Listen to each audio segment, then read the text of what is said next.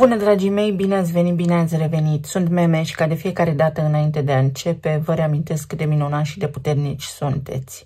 Înainte de a începe, vă mulțumesc tuturor pentru că îmi sunteți alături, pentru mesaje și pentru că reveniți aici cu drag de fiecare dată. Iar dacă acum m-ai găsit și vei rezona cu informațiile pe care le voi transmite, te invit cu drag să te abonezi și să apreciezi acest clip. Aprecierile voastre îmi susțin munca. Aici pe canal vorbim despre astrologie mundană, despre evenimente care se petrec în întreaga lume, despre ceea ce se poate întâmpla pentru noi la nivel de colectiv, aplicat zilnic în rutina noastră, dar și despre informații pe care poate nu le-ați mai auzit în altă parte. În consecință, vă rog să luați ceea ce rezonează cu voi și ce simțiți că vă poate ajuta în bunul mers al lucrurilor, informații pe care vi le împărtășesc de altfel cu mare drag. Peste weekend avem luna plină din Vărsător, iar Vărsătorul înseamnă masele mari de oameni. O lună plină înseamnă o concretizare.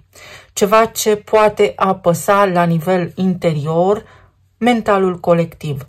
Vărsătorul are legătură cu tehnologia, are legătură cu sistemul bancar, are legătură cu marile corporații, are legătură inclusiv cu aviația. Să vedem acum cum ne poate influența această lună plină, având în vedere că se produce în semnul Vărsătorului unde îl avem deja pe Pluton? Poate însemna că este nevoie să eliberăm o obsesie. Luna înseamnă emoții, partea noastră subconștientă, iar Pluto în acest moment curăță tot, scoate la suprafață, deci poate fi un weekend destul de apăsător în care să-ți reamintești de anumite lucruri. Poate fi vorba și despre faptul că s-ar putea ca energia să fie foarte intensă, pentru că și Mercur va ieși din retrogradare. Este o sincronizare planetară intensă care nu face altceva decât să îți pună adevărul în față, pentru ca tu să-l înțelegi și să-l conștientizezi. Fie că vorbim despre relații, fie că vorbim despre corpul fizic, despre sănătatea ta, despre locul de muncă și așa mai departe.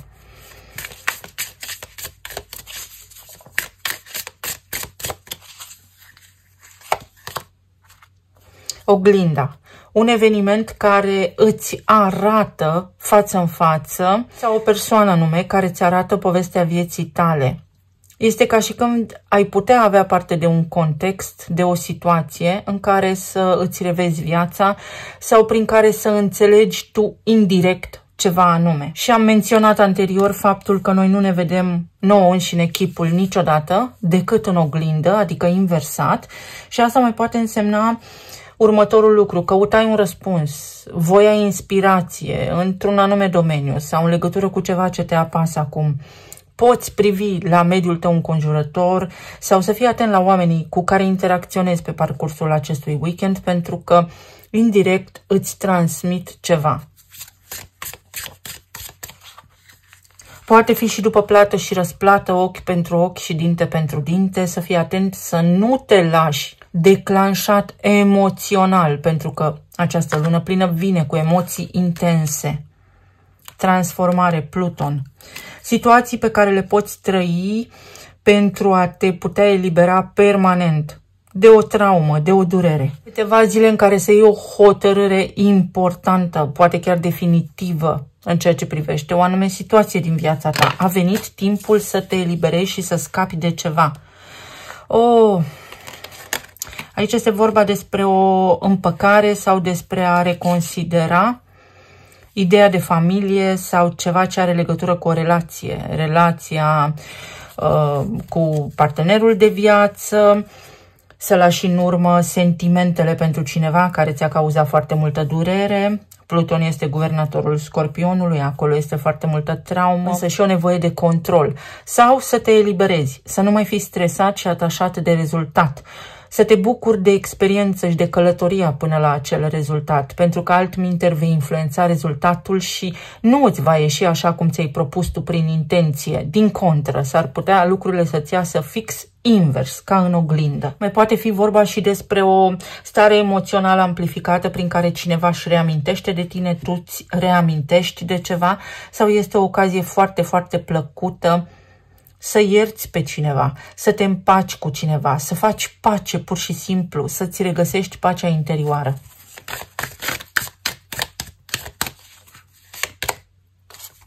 Soarele. Luna, o eclipsă, foarte interesant. 4 de spade, justiția și 6 de monede. Ochi pentru ochi și dinte pentru dinte. Aici, pentru unii dintre voi, este eliberarea de sub control, o situație care se poate dezlega, un conflict care poate fi eliminat din viața voastră permanent. Este o gură de aer proaspăt sau un răgaz pe care ți-l poți lua acum pentru că este vital pentru viața ta să începi să devii mai profund și să vezi viața mai complex decât o faci deja. Ne apropiem de sezonul eclipselor. În luna septembrie vom avea eclipsă. Este o perioadă în care să începi să te pregătești pentru această eclipsă, să vezi ce nu funcționează bine în viața ta, să te trezești din somn, pentru că altminteri, practic, primești ceea ce ai creat, primești ceea ce meriți. Dacă cineva v-a tratat pe voi în mod incorect, acolo unde nu a existat egalitate, acolo unde nu a existat fraternitate, respect, acolo unde nu s-a dorit, să spunem așa, sau unde au existat provocări și oamenii nu au privit împreună către aceeași destinație, pot apărea acum mici conflicte tocmai pentru a se elibera acea tensiune. Poate fi vorba despre o negociere pentru împăcare, o negociere pentru un partaj, o negociere, o discuție cu cineva în care să puneți niște planuri în aplicare sau să vă faceți niște planuri și sunt planuri importante. Poate fi vorba despre o stare de bine. Vă cuprinde din nou o stare de bine pentru că simțiți că în sfârșit lucrurile încep să se așeze puțin câte puțin pentru unii dintre voi. Mai poate fi vorba și despre faptul că este important să ieșiți din casă și să faceți activități care implică rutina voastră, mai ales dacă sunteți singuri, pentru că uite așa puteți să vă reconectați sau să reîntâlniți un om drag, cu care inclusiv să ajungeți într-o relație sau pur și simplu un prieten drag care să cunoască pe cineva și să vă prezinte o persoană cu care să puteți avea o relație. Sunt o multitudine de scenarii, dar care vă ajută pe voi să atingeți acel potențial și să aveți parte de o oportunitate reală de a intra într-un cuplu, să spunem, sau de a cunoaște pe cineva. Există o nevoie de curățare, există ceva inevitabil, este un sens aici de predestinare pentru unii dintre voi, astfel încât s-ar putea să fiți omul potrivit la locul potrivit. Să vedem ce pot însemna aceste lucruri, pentru că au legătură cu sufletul vostru, au legătură cu magnetismul. Ce se încheie în acest weekend naște o nouă oportunitate și primele semne pentru acea oportunitate pot apărea până în data de 15 august sau după. La nivel de plan material, este important să faceți o analiză, să vă gândiți ce se întâmplă economic în această lume pentru a putea planifica bugetul casei voastre, bugetul vostru personal, astfel încât să nu cheltuiți în plus. Deci este clar aici, limpede, este ca și când ar scrie: economisește, cheltuie cumpătat, fii atent la investiții. Nu este neapărat o perioadă pentru investiții, decât dacă întorc acele investiții, investiția făcută, o dublează, poate. Altminteri, vi se spune clar: atenție, mai degrabă economisește decât să investești. Pe zona medicală este nevoie de odihnă, este nevoie de rece și de cald. Hrană rece, hrană caldă. Este nevoie de echilibru, atenție pentru alții dintre voi la alimentație, pentru că există, poate, o petrecere la care mergeți sau un exces alimentar. Poate nu este neapărat exces, dar sunt niște alimente care vă provoacă inflamație în corp. Puțin bun, dar nu prea bun. 10 de monede. Această lună plină vă poate ajuta să faceți niște planuri importante pentru familia voastră. Poate fi vorba despre o revenire la nivel financiar, despre niște idei briliante, despre cum ați putea aranja niște lucruri astfel încât să vă fie bine. Pentru alții dintre voi este un rezultat bun, o informație excelentă pe care o puteți primi, despre o concluzie foarte bună care are legătură cu voi și cu familia voastră. Poate fi un loc de muncă despre care să auziți acum, poate fi vorba despre o situație, despre o revenire asupra unor gânduri mai vechi, pentru că de această dată este timpul perfect aliniat pentru ca voi să implementați ceea ce ați dorit în trecut. Poate fi vorba despre câteva zile în care îți petreceți timp cu familia și atât, fără să vă gândiți la nimic altceva, să vă bucurați de ce aveți. Poate fi pentru unii dintre voi o cerere în căsătorie sau reciprocitate când vine vorba despre sentimentele cuiva. Este o persoană care are aceleași sentimente pentru voi. Așadar, atenție ce gândiți și ce simțiți. Eremitul. Sunt foarte multe arcane majore aici. Pajul de bâte. Un gând care ia naștere acum, o intenție foarte clară. Puteți spori ceva, puteți amplifica ceva, fie la nivel fizic, vă simțiți mai bine și este o ocazie foarte bună să vă faceți treburile, fie este vorba despre faptul că cine a dat mai puțin, acum va fi nevoit să dea mai mult. Sau auziți despre vreo situație în care anterior oamenii doar primeau, iar acum sunt nevoiți să dea pentru că li s-a umplut prea mult sacul și de pe din afară au început să piardă. S-ar putea să auziți despre niște pierderi ale cuiva, iar acolo puteți să oferiți un sfat bun. Trebuie făcută zeciuiala. Și lumea. O împlinire. Cel mai înalt nivel. Poți urca până la cel mai înalt nivel. Există aici o persoană care are sentimente pentru tine mai mult decât te aștepți tu ca acea persoană să aibă. De asemenea, este vorba despre ceva ce începe ca într-o joacă și evoluează, crește. Pentru alții dintre voi s-ar putea să aveți provocări cu ai voștri copii, să aibă stări, să fie afectați de această lună plină. Taur, Leu, Scorpion și Vărsător. Pentru voi lucrurile vor deveni mai complexe sau devin puțin mai apăsătoare, sunteți chemați cumva la liniște, la meditație, la analiză, tocmai pentru că este important să faceți ceva, să produceți o schimbare în viața voastră, nu veți regreta. Trebuie să schimbați ceva. Dacă aveți planete în aceste semne pe care le-am menționat, provocări, o decizie, trebuie să luați o hotărâre foarte importantă pentru a vă putea vindeca din interior, pentru că al vostru corp vă transmite. Să fiți atenți pe perioada weekendului, chiar și luni, ce vă spune corpul, ce vă doare. Prin emoții, prin gânduri puteți găsi cauza respectivă. Pentru unii dintre voi este o veste foarte bună. Este o gură de aer proaspăt, așa cum am spus, dar este și o ocazie formidabilă să aveți parte de împlinire, vă ajută cineva. Sunteți sprijiniți din tăcere sau este vorba despre provocări pentru sănătate, pentru că este nevoie să începeți să deveniți mai înțelepți, să vă asumați responsabilitatea asupra sănătății și asupra vieții voastre, intuiția. Un weekend spiritual, un weekend în care ce se întâmplă în afara casei voastre sau în exteriorul vostru este mai puțin important. Familia și voi înși vă contați în această perioadă și angajament.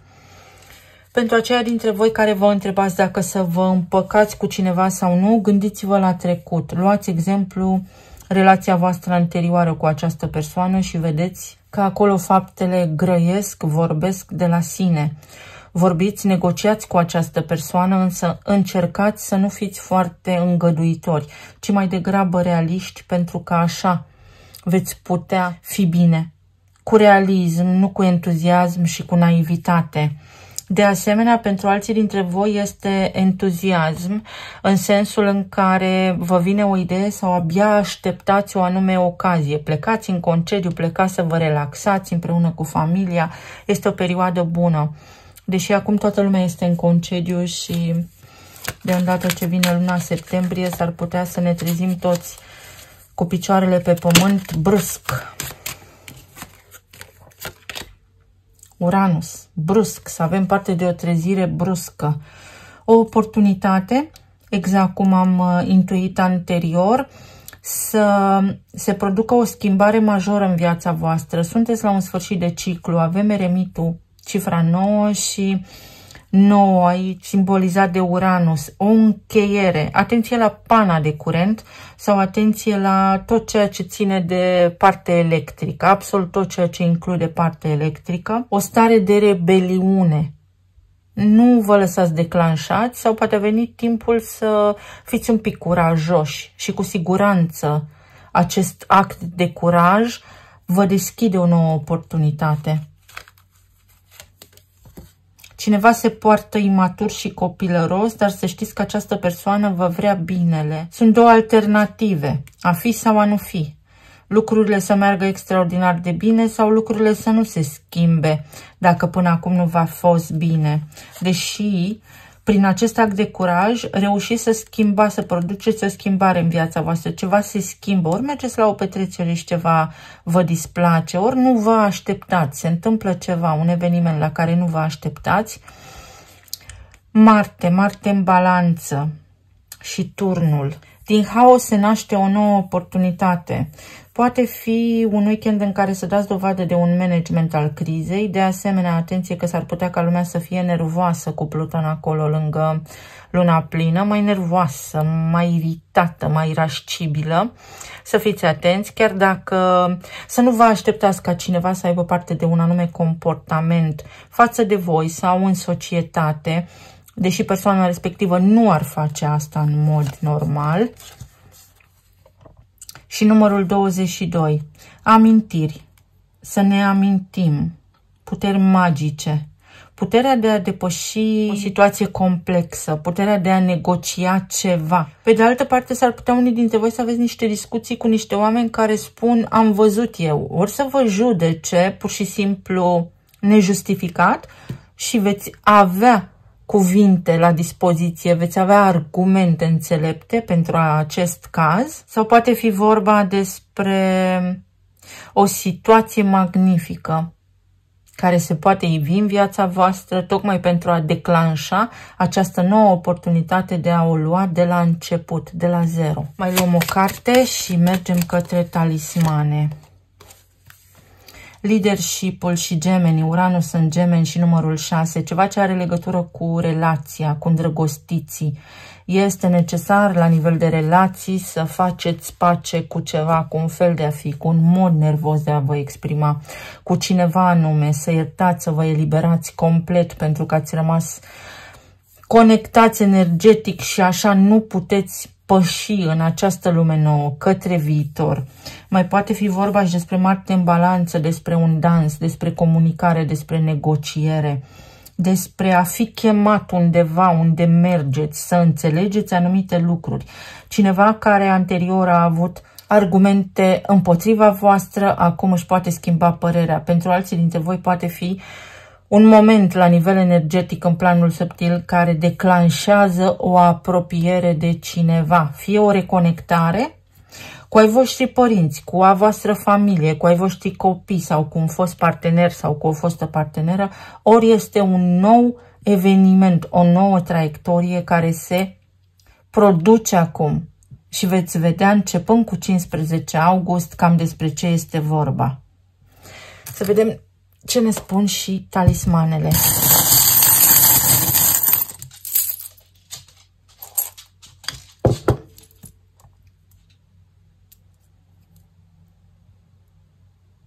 Ce faci este bine făcut, nu te îndoi de tine, pentru că te vei bucura. Roata destinului, o răsturnare de situație care poate fi extraordinar de benefică pentru tine, însă, atenție că dacă reacționezi impulsiv, s-ar putea să fie în detrimentul tău. Biletul către fericire, dacă îți schimbi punctul de vedere, este o schimbare. Dacă apare o schimbare, ceva neașteptat pe parcursul acestui weekend sau zilelor ce urmează, adaptează-te pentru că ai parte de un nou început, o amintire, o reamintire, o informație, o reîntâlnire cu cineva. De maximă importanță, temperanța. O confirmare. Unii dintre voi puteți primi o confirmare că lucrurile se schimbă sau cineva vă spune că lucrurile se schimbă și da, poate fi așa, poate fi într-adevăr așa. Iar pentru alții dintre voi este ceva, o idee care vă vine și care va căpăta contur foarte bine, favorabil pentru voi. Uite, la nivel de sănătate sau la nivel de stare de bine. Ridică-ți vibrația, fă o plimbare, bucură-te de ceva, uită-te la un album foto, fă ceva ce îți face plăcere pentru că ți se schimbă starea. O călătorie către necunoscut. Curaj să mergi mai departe. Nu vorbi cu mine acum. Lasă deoparte pe cineva sau ceva, un gând, o amintire care nu-ți mai servește, pentru că nu face altceva decât să te consume. O veste importantă la nivel financiar, o idee.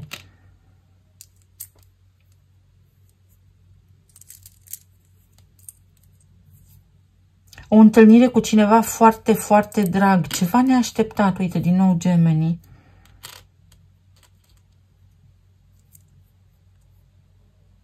Luna, când se produce luna plină, you are my sunshine, și raza mea de soare, soarele și luna. O schimbare de situație, să știți, un lucru care se reîmprospătează ceva. Atenție la alimente. Poate faceți cumpărături și produsele sunt semi-preparate. O schimbare, se produce o schimbare pentru care sunteți pregătiți, atât că nu știți încă despre ce este vorba. Ceva magnific. O lupă. Atenție la vedere pentru unii dintre voi, dacă purtați ochelari, iar pentru alții dintre voi, uitați-vă mai atent, uitați-vă mai atent. Se învârte roata, este important să faceți niște lucruri pentru că în această modalitate sau în acest fel veți avea asigurate resursele de care aveți nevoie. S-ar putea pe unii dintre voi să vă cheme la lucru sau să fie nevoie să schimbați ceva la locul de muncă. Și pe efectul de oglindă. O veste care implică ceva ce are legătură cu întreaga lume, poate fi pentru unii dintre voi, dar voi să fiți direct interesați de asta. Pentru alții dintre voi este un moment prielnic să vă luați rămas bun. Să vă luați pur și simplu rămas bun. Sau poate sunteți într-o anumită locație și sunteți chemați în alt loc. Un eveniment care poate părea ca și o criză, dar pe care voi o puteți gestiona lejer. Iar pentru alții dintre voi trebuie să vă ridicați, să învățați care vă este valoarea, să fiți demni, să vă respectați voi singuri, pentru că s-ar putea ca anumite persoane din viața voastră să fie abuzat de buna voastră credință, iar asta să vă fi dezavantajat. Și acum, cu acest prilej al lunii pline din Vărsător, vă dați seama. Ceva devine clar, foarte, foarte clar pentru unii dintre voi. Aici avem un fulg de nea, îl avem deja pe masă, și o inițială A pentru unii dintre voi. AE, un diftong, o bifurcație. O răscruce de drumuri, o decizie importantă. Vă mulțumesc foarte mult! Să fiți bine oriunde ați fi în această lume, să fiți sănătoși și iubiți și să ne reauzim cu bine data viitoare. Pa, pa!